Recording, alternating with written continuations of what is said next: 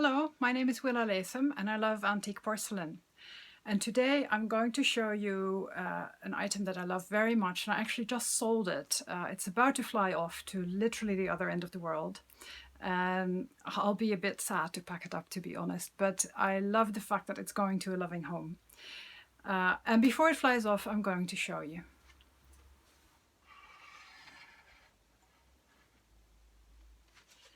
It is this beautiful handmade antique porcelain basket.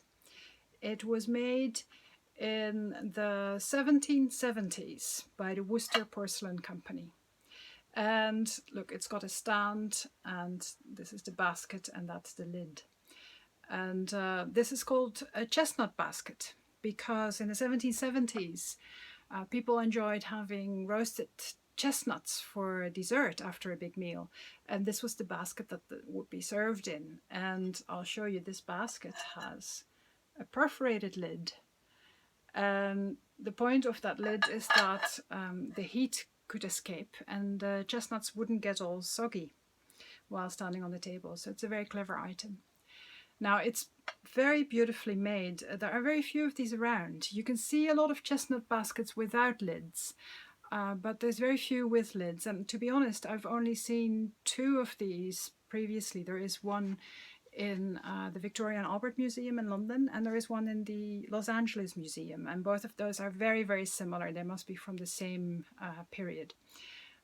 Now, it's beautifully made. I'll show you the wall of the basket. It's all molded as if it is a real basket, and then it's painted with this beautiful puce color, which Worcester used a lot. And then it's got these really cool little handles. Look at that. And they look like the shells of chestnuts. And the most stunning thing about it, of course, is the finial of the lid. It's this beautiful flower bud with the foliage around it. It's all molded on. It's absolutely stunning. There is actually one more surprise, which I will show you. Just bear with me.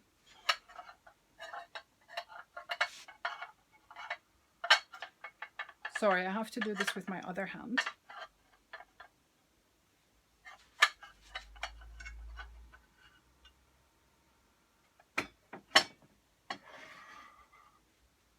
So that took some time, but it was actually a lesson in itself. When you move porcelain around, don't speak. If you don't speak, but you focus, you won't break it. So here's the other surprise. There you go, a beautiful hand-painted flower posy on the base. That's painted in a tradition that's German, and that's called Meissen, because this is what the German porcelain makers in the town of Meissen made at the time, and Worcester copied that. And then also the base here, the stand, it's perforated. I can see you.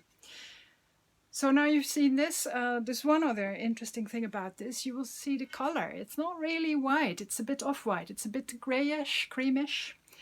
And that is because this is very early porcelain, from before the invention of bone china. Bone china was only invented just before the year 1800 by Josiah Spode. And this is made of clay and rock and glass. And it's the rock that makes it so grayish. It sounds very different from bone china. It feels different.